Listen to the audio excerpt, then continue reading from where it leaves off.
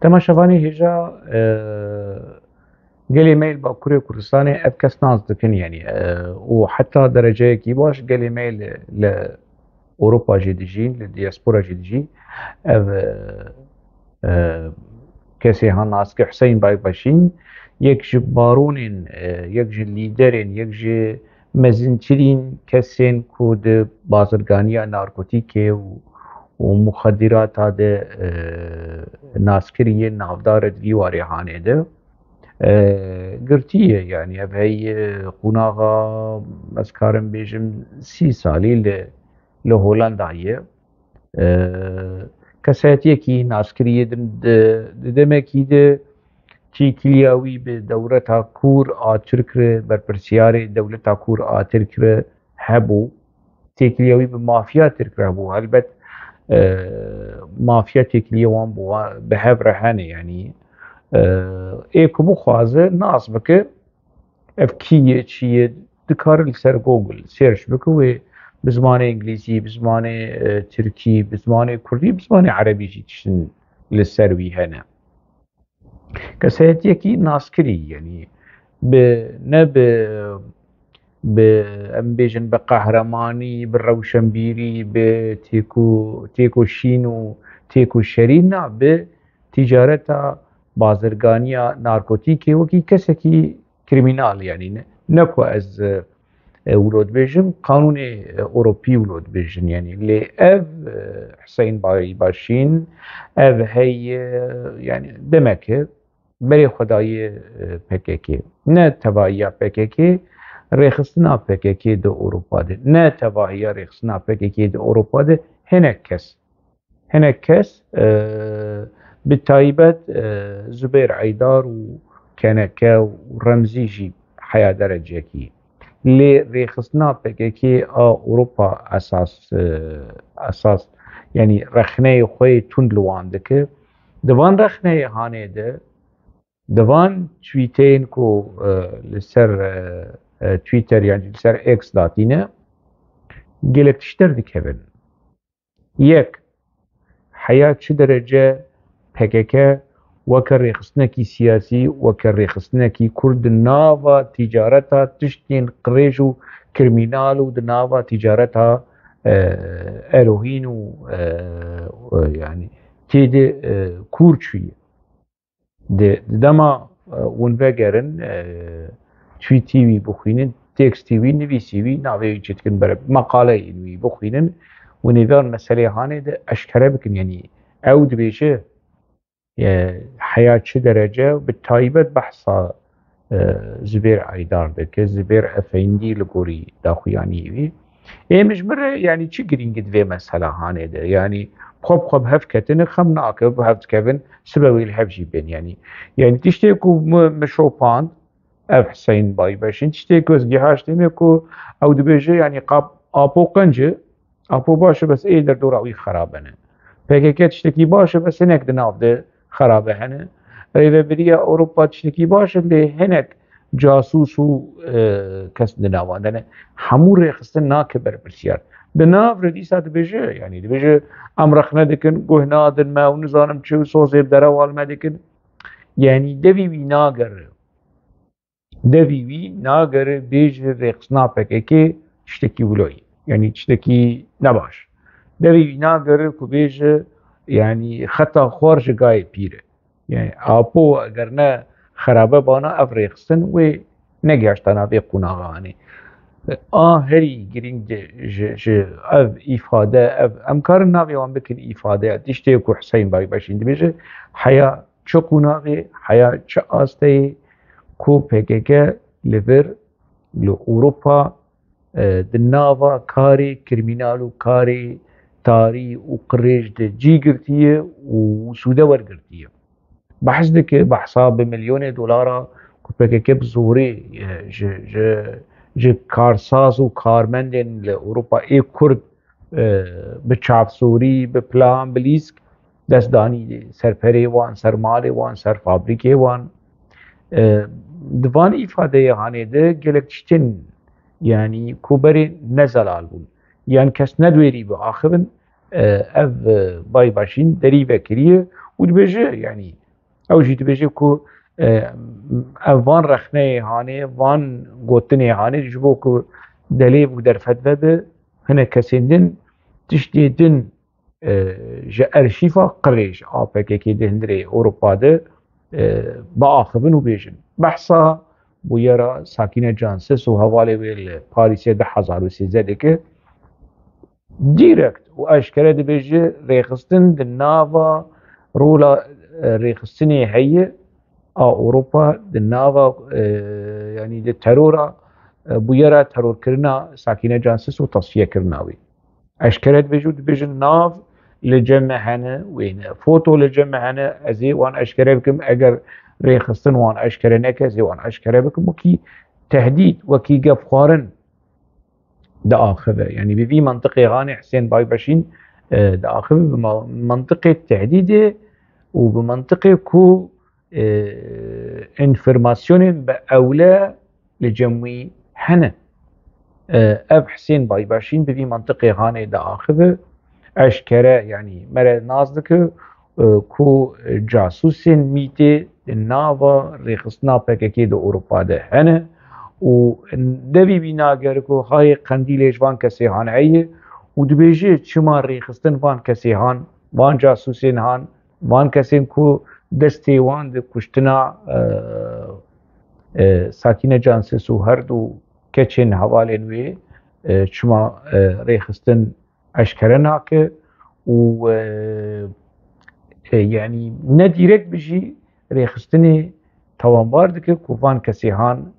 د پاریز وان بدشيره وجرايا گشتيره اشكره ناكه دوان تكستي كو مبشكيولو از ليفه گريا مو شوبان مديد كو اوان هر دو خالين سركه وبالتايبت زبير كو نهال في دري لبلجيكا دناوا كنكي ده يعني پر راحت پولیسین بلژیکی دکارن بگرن وان تكست و مقاله حسين باي باشين كونتاكتو دانو سندنين بهولنديا بكن وكو زبير عيدار جي ببن دينم كيلكا حسين باي باشين دا عيني زنداني برپرسين كنكي اف كسين كدناوا كنكي ده نهاد ايكم زماني تركي دزانن ايكم زماني يعني دكارن جي كو ايكو نزانه بنجي دكارن في مسألة هاني بشوبينن كو حياة چه درجة ريخصنا بككي لأوروبا بالتايبت هنا كسايتي ايكو ناوا ريفيبريا بككي لأوروبا دانا حياة شقوناغي كور ودور دناوا كارين كرمينال دناوا كارين قريج دناوا كارين نروا ونقانوني چونه اف حسين باي باشين ولو خود ده ديار كرن وكي كسكي نجتماع پرور وكي كسكي دلسوز و دلشوات كرد و دوزا كردستاني وكي كسكي نتوى پرور ديار كرن ايشه من اجي يعني راست نراست ايشه مش في مسألة حانتني تشتي جمر جرينج راستي يعني وكي بيجن تشتي سريات لسر تيكريا بحكاكي وبكارن قريج وكسايتين دناوا ريفيبريا بحكاكي ده هنا بكارن بقريش ده هي حسين باي باشين اشكره وزلال ولو بقفخارن ولو شعبي خود شعبي جميل باي كود بيجي حوالي تي اوروبا 1 2 3 4 5 10 ابن ودبيت بك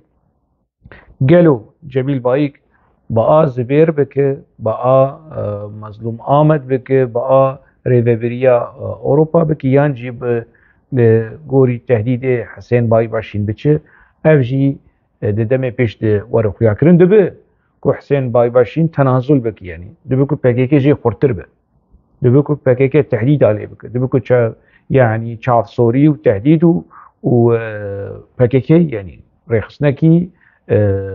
حمو تشتي شخور الرواد بينه دبه کو حسين باي باشين قاف شون دبابش بچك مغازله بچك جا پسنه PKK بدو پسنه دفجوان رخنين خو دفجوان قف خوارنين خو العنبري PKK بردو و تسليم ببه اف قالوا كيجان سيناريو بيك بي قالوا حسين باي باشين هنا زيادة تر هنا بيتر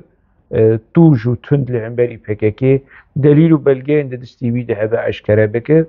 یان جیوه پککوی بهیلکو تسلیم ببه دوی خواه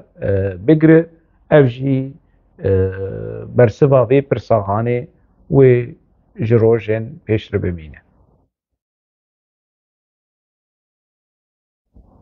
دخلکن در باسبوی دم بحثا بی کسی هان کرد و اف در پرسی رخصنا پککی لأوروپایی ناویوی مظلوم آمده ji kadroyên PKK'in kevne ji salên heştê tevlî PKK bûye û demekî dirêj berpirsê PKK Ewropayî belkî dirêjtirîn kadroyê ku bî berpirsê Ewropa di nava dîroka rêxistina PKK ev mezlûm Amede zêdetirî 13 sal hema piştî Sabrî Ok ku ji Ewropa çû قندیل ev bû berpirsiyar û ji wê çaxê de heta niha ev mezlûm Amed berpirsiyarê rêxistina PKK li Ewropayê di van salên derbasbûyî çi tiştên ku li vir li ser li Ewropa çi tiştê ku PKK kirî ew dibin kurdîneya wî de tiştên qirêj bin, revandina insana bin, tehdîd û kuştin bi çi rengî be ew berpirsiyar e. Ev berpirsiyarê Zibêr Eîdar e û Remzî ye. Yanî ew ji wan ji Remzî û ji Zibêr re bêje sibêlê xwe kur kin wê kur kin, sibêlê xwe berdin wê berdin yanî. Li gorî emr û talîmatê mezlûm Amed dimeşin. Ev mezlûm Amed mi berê jî behs kiribû ku salê 2000 de di demekî di PKK wî xistibû lê pirsînê guman û şibhet hebû ku ji grûpa Rehmetiyê Saîd çîrokaya dema ku ji PKK qut bûn ew jî ji wan e. Lê piştî lêpirsîn û lêvegeriyan ku ne ji wê ye guman li ser wî hebû. Di Agostosa 2000 û li gorî agahiyê gihaştin me de Agostosa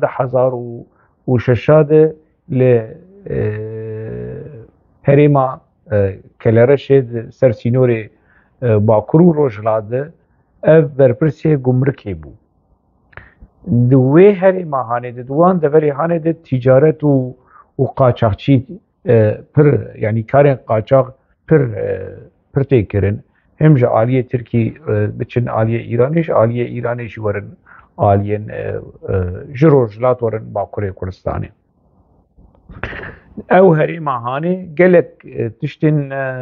yanî qaçaxçî wê çi bikin yanî hîroîn maddeyên hişbirinê benzînê tîcareta mirovayê gelek tiştên qirêj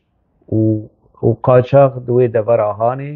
deverên sînor diçin hemû dibin kontrola wî de bû gumrika wê devera hanê aya ji aliyê PKK ew berpirsiyar bû. Ev mezlûm Amed di 2006 de ew berpirsiyarê wê herêma hanê. Kesekî pir nêzîkî Cemîl Bayîk e yanî heta li gorî agahiyê gihaştin me ku yanî Cemîl Bayîk eger jê nerazîbana ew ê niha wî zû de wî yanî guhertiba û yekî din daniya cihî wî û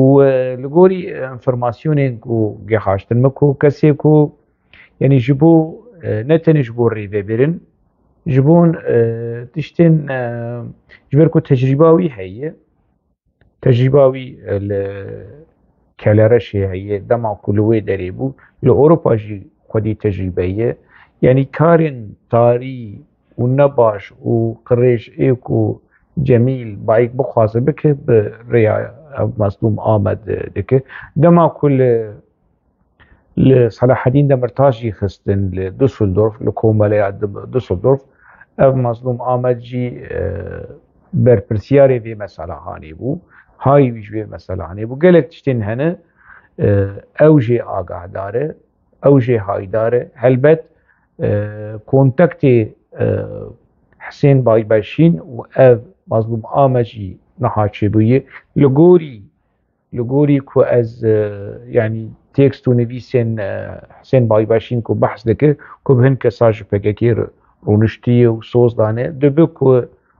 مظلوم آمد یک جوان کسی هانه به مخواست از یعنی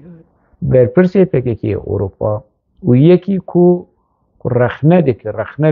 لبرپرسیاریا پککی لرخصنا پککی اروپا دوی مجاره ده بینم پیش بری هفدو خودی رخنه ev jî xwediyê berpirsiyariyê ka çi ji hevdû fêm dikin wê hevdû razî bikin yan na ez yanî texmîn dikim ew wê razî bikin yanî PKK wê bigê ji razîbûyînekî wê PKK eger Zubêr bike qurban Zubêr jî hin tişt dibin wî de hene ew jî hinek tişt mişta dizane yanî pir zehmet ku Zubêr ji holê were rakirin siyasî bi yan jî fîzîkî bi ev PKK hîna ew biryar nestendiyê hîna karta Zubêr li cem Cemîl Bayik xurt eger aliyê yanî çewsandin yan jî ez çi bêjim rol û hewldanên Hüseyin Baybaşîn xurttir bibin dibi ku PKK yan Cemîl Bayik û Mazlûm Ahmed bifikirin ku mesele hesa bikin ku şexsî Hüseyin Baybaşîn û Zubêr Aydar e rabin ji bo gelek tiştê din bimînin veşartî Zubêr deynin aliyekî